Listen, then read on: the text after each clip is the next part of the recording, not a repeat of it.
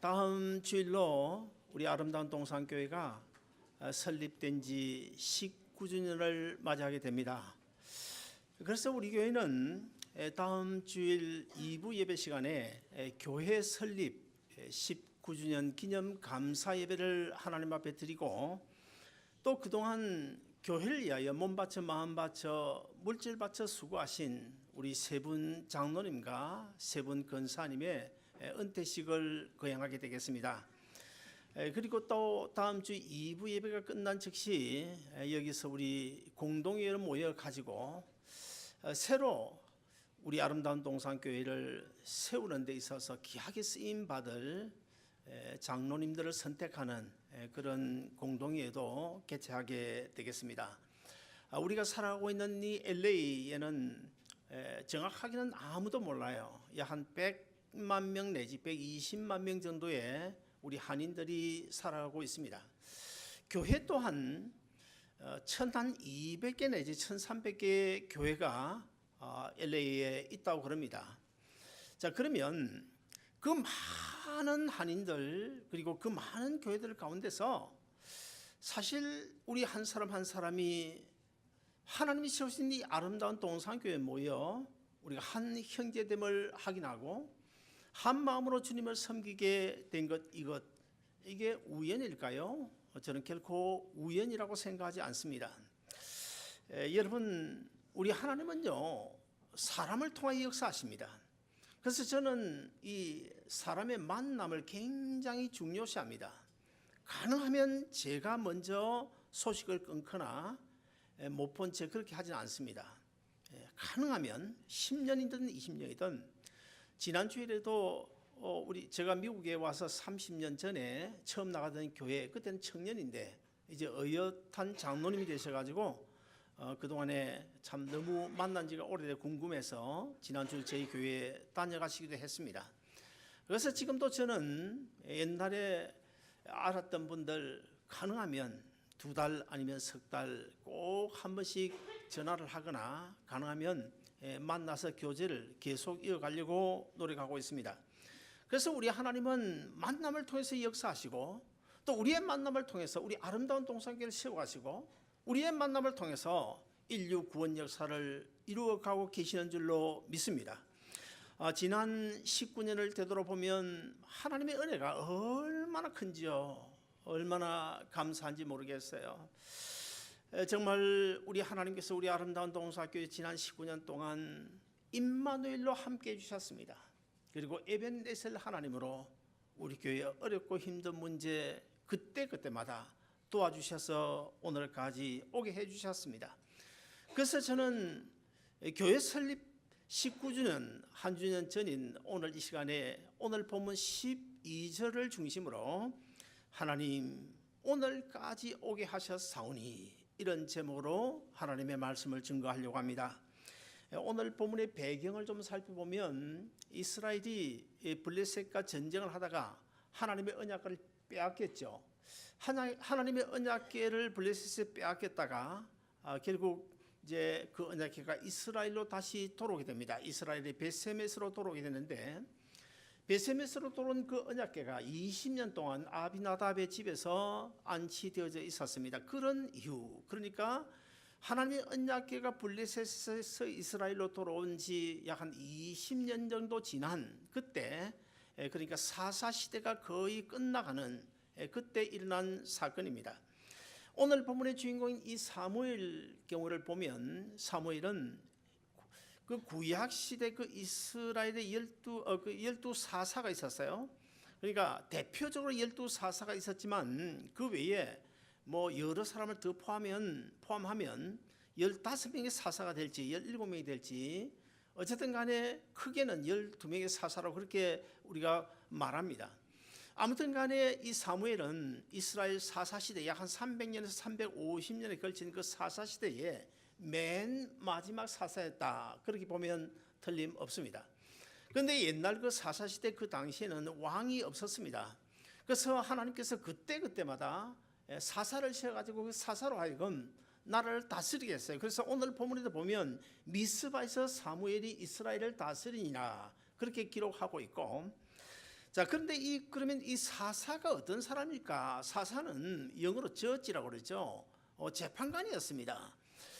이 재판관이었던 이 사사가 어떤 역할을 했냐면 그냥 재판관 역할만 한 것이 아니라 제사장의 역할도 하고 선지자의 역할도 하고 그리고 또 왕의 역할도 하는 그런 직분을 가진 사람이 바로 사사였습니다. 그런데 이 사무엘이 사사가 되고 나서 맨 처음 했던 일이, 가장 중요시하게 했던 일이 무엇인가 하면 바로 이스라엘에 만연되어져 있던 그런 우상을 타파하는 것이었습니다. 여러 이방 신상 그리고 아스타롯 신상을 다 그냥 파괴해버리고 오직 하나님 중심으로 하나님만을 섬기는 그런 큰 일을 시작한 사람이 바로 사무엘인데, 우리 다 같이 오늘 본문 3절을 같이 한번 읽어보시겠습니다. 다 같이 읽습니다. 시작. 사무엘이 이스라엘 온 족속에게 일러 가로되 너희가 전심으로 여호와께 돌아오리거든 이방 신들과 아스타롯을 너희 중에서 제하고 너희 마음을 여호와께로 향하여 그만 섬기라. 너희를 블레셋 사람의 손에서 구원하리라. 자, 이스라엘 백성들은 이 사무엘의 명령에 따라서 바알 신이라든지 아스타롯 그런 신상을 다 부숴버리고 이제는 정말 오직 하나님만 섬기겠다. 그래서 금식하고 기도하는데 어디에 모였냐면 오늘 보면 미스바라고 하는 곳에 모였습니다. 미스바에 모여서 오직 하나님만 섬기기로 결단을 하고 있습니다. 거의 아마 대부분은 아니겠지만 많은 수많은 이스라엘 사람들이 미스바에 모였어요. 근데 저 멀리서 요즘처럼 망원경이 있었던 것은 아니겠지만 저 멀리서 블레셋 사람들이 그 광경을 지켜봤습니다.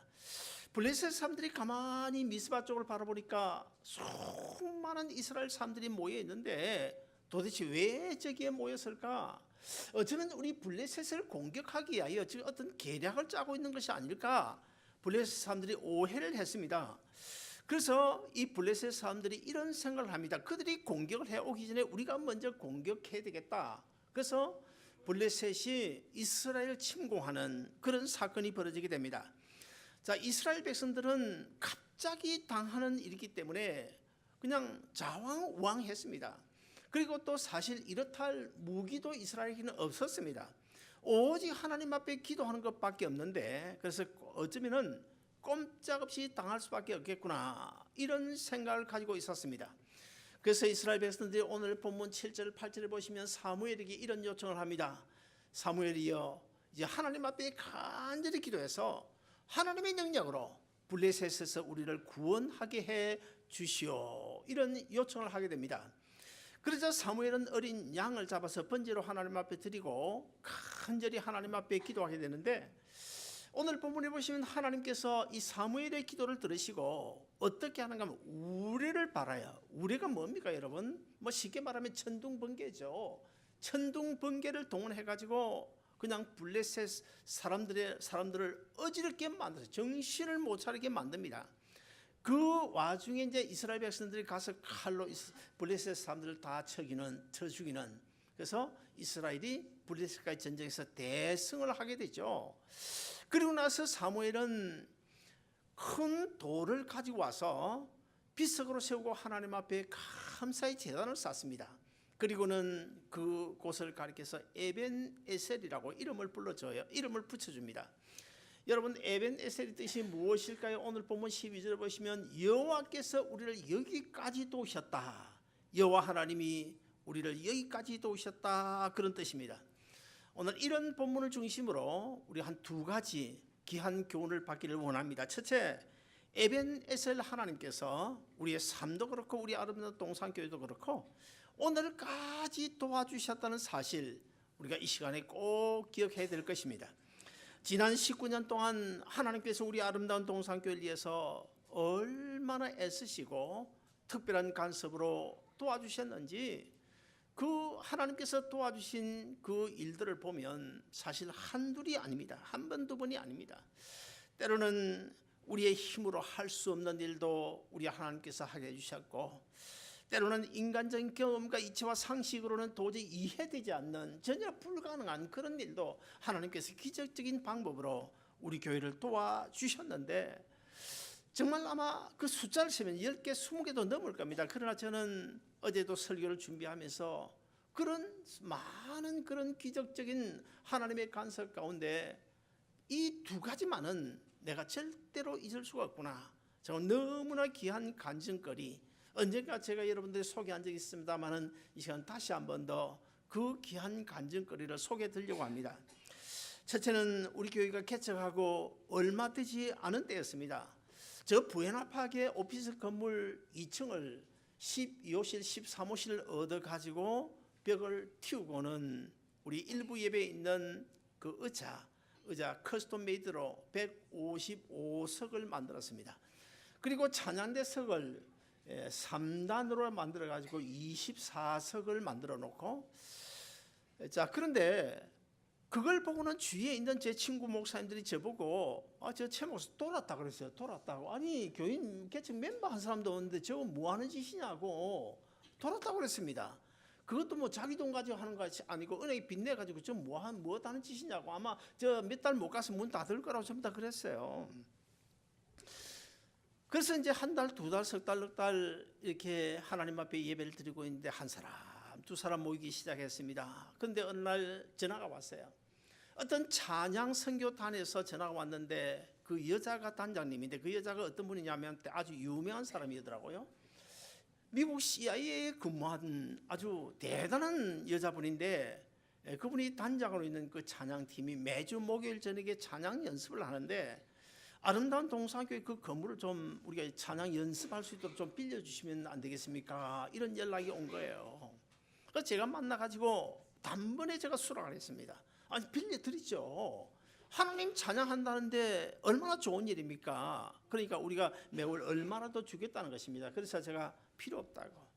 우리가 렌트비 다 내니까 하나님 찬양하는 일 그냥 자유롭게 마음껏 하시라고. 그래서 유틸리티도 아예 받지 않고 그 빌려줬습니다. 그랬더니 그 여자 단장이 저보고 뭐라는지 아십니까? 세상에 이런 교회 이런 목사님 어디 있냐는 거예요. 그래가지고 이 단장이 하는 이야기가 그러면 목사님 렌트비는 안 받는다 그러니까 그러면 우리 단원들이 좀 이 교회에 출석해가지고 좀 출석하면서 도움이 안 될까요? 이러더라고요. 얼마나 감사합니까? 그래서 정말 감사하다고. 그러면 좋지요. 그래서 사실 우리 교회는요 아무도 없이 시작했지만은 개척하고 얼마 있지 않아서 찬양대 조직해가지고 찬양대 있었어요 그때. 그래서 이제 한 달, 두 달 이제 출석을 하고 있는데 어느 날인가부터 이 여자 단장님이 이제 이것저것 요구하는 조건이 많아졌습니다. 그러다가 드디어는 어느 날 저를 좀 보자고 하더니 이분이 하는 이야기가 목사님, 저 토렌스에 있는 토렌스 제일 장로교 이필재 목사님이 저를 장로시켜 주겠다고 그러는데 목사님 저를 장로시켜 주세요. 그러더라고요. 장로 안 시켜주면 교회 나가겠다는 것입니다. 여자분이. 근데 지금이야 우리 총회가 헌법을 한 6, 7년 전에 바꿔가지고 지금은 여자 목사도 될 수 있고 여자 장로 될 수 있지만 20년 전 개척한 그때에는요 우리 교회법상으로 그게 허용이 안 됐습니다. 근데 내일 모레까지 대답을 해달라는 것입니다. 최후 통첩을 해왔습니다. 제가 내일 모레까지 기다릴 거 없고 그냥 내일 만나자고. 그래서 LA에 있는 어떤 가든 스위트인가 무슨 호텔 커피숍에 가가지고 그 여자 장로님하고 만났어요. 그때 우리 이상희 장로님도 그 자리에 계셨습니다. 자, 여러분 그때 그분을 만나 제가 뭐라고 대답했을까요? 싹싹 빌면서 지금 장로는 못 시켜주지만 다음에 기회 되면 해줄 테니까 조금 같이 이렇게 지냅시다 그랬을까요? 아닙니다. 제가 뭐라고 대답했는지 아십니까? 당신들이 만약에 교회를 나가기 때문에 우리 아름다운 동성교회가 문을 닫는다고 한다면 나는 하나님께서 우리 아름다운 동성교회 존재를 더 이상 허락하지 않는 것으로 나는 알겠다고. 그리고 우리 아름다운 동성교회는 주님께서 피로 값주고 사신 주님의 몸인데 주님의 몸인 교회를 볼모로 잡아서 협박하지 말라고 제가 단호하게 이야기로 끝냈습니다. 결국 그들이 그 주말에 다 나갔습니다. 근데 우리 교회에 있던 한두 명까지 그냥 꼬드겨 가지고 같이 나갔어요. 그러니 뭐 한 30여 명 중에서 열 몇 명이 나가버리니까 이게 사실 인간적으로는 이게 참 걱정이 되더라고요. 근데 그 다음 주일이 됐으면 저 주일 나가니 썰렁한 거예요. 한 30여 명에서 10명이 빠져나가니까 썰렁하더라고요. 헌금도 절반이 줄었어요. 사실 인간적으로 보면 몇 달 못 가서 문을 닫게 되어 있습니다. 그때 우리 렌트비가 얼마인가 하면 1200 스퀘어피트 두 개를 12호, 13호실 빌렸는데 하나에 1600불이었어요. 그럼 3200불인데 그것도 깎아가지고 2700불을 우리가 냈거든요. 2700불을 어떻게 감당합니까? 그래서 인간적으로 보면 이거 몇 달 못 가서 교회 문 닫겠다, 그렇게 누구나 생각할 수밖에 없을 것입니다. 그런데 놀라운 사실은요, 그 단 한 주일 썰렁하게 좀 비고는 그 다음 주일부터요, 마치 밖에다 줄을 세워놓은 것처럼 4주 한 달 만에 나간 숫자를 다 채워버린 것 아닙니까? 그리고 지금까지 19년 동안 한 번도 우리 교회 재정이 모자라 본 적이 없습니다. 단 한 번 기억이 있어요. 한 번 주일날 재정부에서 1000불이 모자란데 사례비 줘야 되는데, 결국 그 1000불도 그 재정부장 하던 분이 우선 빌려가 넣고 대입을 하고 차입을 하고, 그 수요일날 제가 LA에 어떤 아는 집사님, 그 부인 집사님 지금 돌아가시는데 지금 그 남편 장로대 있죠. 그분이 연락이 왔어요. 좀 만나자는 거야. 그 LA 갔더니 아니 그분이 하는 이야기가 지금 뭐 선교비를 좀 모아놨는데 어디다 이걸 보내야 될까, 그래서 생각하고 있는데 목사님이 생각나더란 거예요. 그래서 수요일인가 목요일인가 돈 1000불 받아와서 딱 그 다음 주일날 가버리죠. 믿고었잖아요. 여러분 어떻게 생각하십니까? 이것이야말로 정말 오늘 본문 12절에 나오는 에벤네셀 하나님의 은혜가 아닐까요? 마태복음 16장에 보시면 예수님께서 베드로에게 이런 말씀하십니다. 베드로의 신앙 고백을 들으신 뒤에 베드로야, 내가 내 신앙 고백 위에 내 교회를 세우겠다고 말씀하셨어요. 여러분, 우리는 교회가 주님의 몸이기 때문에 우리 주님, 우리 예수님은 이 지구상에 교회를 세우는 것으로만 생각합니다만은, 그러나 우리 주님께서요, 교회를 세우기만 하시는 것이 아니라 때로는 교회를 허물어 버리기도 하시다는 사실 여러분 알고 계십니까? 요한계시록 2장에 보시면 교회가 그 교회 본연의 자세대로 살지 않을 때 하나님, 우리 주님께서 뭐라고 경고하셨습니까? 내가 촛대를 옮기겠다고 말씀하셨습니다.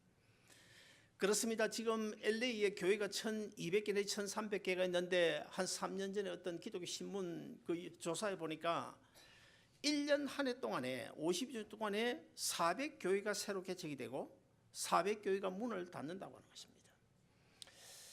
교회를 개척하는 것도 교회를 세우는 것도 우리 주님이 하시지만, 교회가 자기 본연의 자세를 가지지 못하고 엉뚱한 길로 나가게 되면 하나님께서 그 교회 없앨 수도 있다는 것입니다. 촛대를 옮길 수도 있다는 것입니다. 그러나 사랑하는 여러분, 목회자가 헛된 일 하지 아니하고 우리 당회가 헛된 일 하지 아니하고 말씀에서 바로 신앙을 가지고 살아가면 하나님께서 그 교회에 반드시 세워주시고 복 주시는 줄로 믿으시기를 바랍니다. 그뿐이 아닙니다. 이것도 제가 언젠가 말씀드린 적이 있는데요, 우리 교회가 부에나파크 상가 건물 2층에서 이제 예배를 드리는데 이 본당은 얼마나 훌륭합니까? 사람도 없는데 155석이나 뭐 맞춤 의자를 넣어놨으니 얼마나 좋습니까? 그런데 중고등부가 아이들이 한 몇 명 되는데 교육관이 없는 거예요. 교육관이. 그런데 그 옆에 16호실이 비어 있는 거예요. 비어 있어서 그게 제 눈에 들어왔습니다. 그래서 내가 그 건물주 랜드들을 만나가지고 우리가 주일에 한 3시간 정도 쓰고 한 400불을 드릴 테니까 이 16호실이 나중에 렌트가 나갈 때까지만 좀 우리에게 빌려주면 안 되겠습니까? 제가 요청을 했어요. 그 주인 오너가 아무 대답이 없더라고요. 그러면 해줬어요. 그러면 제가 기도했습니다. 하나님, 우리 예배당, 우리 교육관 꼭 필요한 거 아시지 않습니까? 하나님께서 저 렌누드의 마음을 감동시켜 가지고 우리가 꼭 사용할 수 있도록 해달라고 기도했어요. 한 열흘 정도 지났습니다. 근데 편지가 왔어요. 그 건물주가 편지를 보내온 거예요. 보내왔는데 보니까 한 달에 400불이니까 한 200불 올려가 600불 내라 그렇게 쓰지 않고 400불 필요 없으니까 한 달에 1불만 내고 쓰라는 거예요. 그것도 3시간이 아니고 주일날 마음대로 쓰라는 것입니다. 그러면서 정식 리스 계약서를 만들어 가지고 저에게 보내온 거예요. 제가 깜짝 놀랐습니다. 그런데 사실 미국식으로 하면 한 달에 1불 리스 계약을 맺으면 1불짜리 체크를 써서 반드시 보내야 된대요. 나는 무식해가지고 나는 뭐 한국식으로 생각하고 그 1불짜리 보내면 뭐 하겠나 그래가지고 제가 한 번도 안 보냈어요. 기억 없어요. 근데 거기서 제가 우리 교회가 얼마 있다가 이쪽으로 이사 왔냐면 만 2년 있었습니다. 만 2년 그 교육관을 사용했습니다. 근데 다른 룸은 다 렌트가 나가는데 왜 그 16호만 안 나가는 것입니까? 렌트가 안 나가고 우리가 이사 올 때까지 사용한 거 아닙니까? 제가 나중에 계산을 해보니까 그게 한 달에 1,600불인데 1,600불에 2년이 뭐 24개월이니까 정확하게 얼마입니까? 38,400불입니다. 38,400불인데 결국 한 달에 1불씩 24불을 보내야 되는데 24불도 보내지 아니하고 1불도 안 주고 그 건물을 하나님께서 간섭하시 사용해 주신 거예요. 그 건물주는 그 몰에서 지독하기로 소문난 중국 사람인데 하나님께서 감동시키지 않으면 어떻게 그렇게 우리가 사용할 수 있겠습니까? 사랑하는 여러분, 우리가 지금까지 인생길을 살아오는 동안에 여러분 직장생활 아니면 비즈니스 뭐 좋은 집을 샀다 내가 했다고 생각하십니까? 아닙니다. 여러분 이 시간에 분명히 알아야 돼요. 내가 했다고 생각하면 그것은 정말 오산입니다. 하나님이 하셨습니다. 하나님이 지금까지 내 생명 연장해 주신 것도 하나님이 하셨고 지금까지 굶지 아니하고 먹고 살아가게 해주신 것도 하나님이 하셨고 내 가정을 지켜주시게 한 것도 하나님이 하셨고 우리 아름다운 동산교회를 오늘까지 오게 하신 것도 바로 에벤에셀 하나님의 은혜인 줄로 믿으시기를 바랍니다. 둘째로 오늘까지 함께해 주신 에벤에셀 하나님 오늘까지뿐만 아니고 앞으로도 도와주실 것을 믿어야 됩니다. 여러분 에벤에셀은 12절이 설명하고 있는 대로 여호와께서 여기까지 도우셨다 그런 뜻입니다. 그러나 여러분 하나님께서 여기까지 도우셨다는 말은 여기까지가 끝이다 더 이상은 안 된다 그런 이야기가 아니에요. 여기까지란 말은 도무지 안 되는 일까지 해도 안 되는 일까지 아무리 인간적인 방법을 동원해도 안 되는 일까지를 포함해서 하나님께서 되게 해주시는 것을 의미하고 있어요. 그리고 여기까지 도와주셨다는 것은 단순히 여기 이 시점까지만 도와주시겠다는 것이 아니라 우리는 이 시점이 끝이다 할 때 글을 쓰고는 뭐라고 찍습니까? 점 하나를 꼭 마침표 점을 찍죠. 그 점 마침표 영어로 뭐라고 합니까? 피리어드죠. 결코 하나님이 여기까지 또 오셨다 에벤네셀 피리어드가 아니라는 거예요. 사랑하는 여러분, 그래서 저는 앞으로의 모든 일도 이 건물 여러분 가운데는 이 건물이 되겠나 거의 뭐 불가능하지 그렇게 생각할지 모르겠지만 그러나 우리가 기도하고 있는 이 건물 문제까지도 도와주시겠다는 약속으로 받습니다. 하나님께서 우리 아름다운 동산교회를 여기까지 인도해 주시지 않으셨습니까? 앞으로도 이 건물 문제도 임마누엘로 에벤에셀 하나님이 간섭하시고 도우셔서 이 예배당 문제 해결해 주시기를 바랍니다. 여러분 정말 그렇게 믿으시면 우리 아멘 하십시다. 오늘 본문이 어디서 일어났습니까? 미스바에서 일어났습니다. 여러분 이 미스바에서 이스라엘을 도우신 하나님 그 하나님은 이 LA에서도 이 놀락에서도 우리 아름다운 동산교회를 도와주실 것이고 그리고 이 미스바가 어디냐면 예루살렘에서 미스바까지는요 사막으로 되어 있어요. 요즘 아니지만 옛날 사막이었어요. 그런데 저 본문 이후를 자세히 읽어보면 이 미스바에서 블레셋과 승리하여 에벤에셀로 하나님 도와주시면 승리하게 하셨는데 거기서 끝난 것이 아니고 블레셋과 전쟁에서 승리하게 하신 이후에 미스바에서 어디로까지 확장되어져 나가는가 하면 에그론까지 가드까지 계속 지금 확장시켜 나가도록 하나님께 도와주십니다. 예루살렘에서 미스바까지는 사막지대예요. 사막지대예요. 그런데 그 다음 하나님께서 허락해 주시고 허락해 주신 곳이 에그론과 가드인데 에그론과 가드는 아주 곡창지대, 곡창지대. 사막지대인 어제도 오늘까지 도와주신 하나님께서 내일의 곡창지대까지 또 모레 그보다 더 풍성한 은혜의 자리까지 하나님께서 인도해 주시겠다는 이 약속이 바로 오늘 본문의 에벤에셀의 약속인 줄로 믿으시기를 바랍니다. 이스라엘 백성들이 애굽에서 나와가지고 강약길 40년을 걸어가게 되죠. 그런데 성경을 보면 참 우리가 이해가 되지 않는 부분들이 나옵니다. 이스라엘 백성들이 40년 강약길 그 돌짝밭길 뭐 아스팔트 길도 아닌 돌짝밭길을 참 헤매고 산 넘고 물 건너 강 건너 그렇게 왔는데 하나님께서 뭐라고 그러십니까? 하나님께서 이스라엘 백성들 그 옷이 헤어지지 않게 하셨다. 그 거짓말이죠, 거짓말. 세상에 그런 법이 어디 있습니까? 40년을 강약길 그 험한 먼지 구덩이에서 왔는데 어떻게 옷이 안 헤어져요? 그리고 또 뭐라고 그랬습니까? 이스라엘 백성들이 발이 부러뜨지 않게 해주셨다. 그 거짓말 아닙니까? 거짓말. 여러분 우리가 인간적으로 보면 그 다 거짓말이에요. 다 거짓말이에요. 그러나 믿음의 세계는 하나님이 하시면 하나님이 어떤 분이십니까?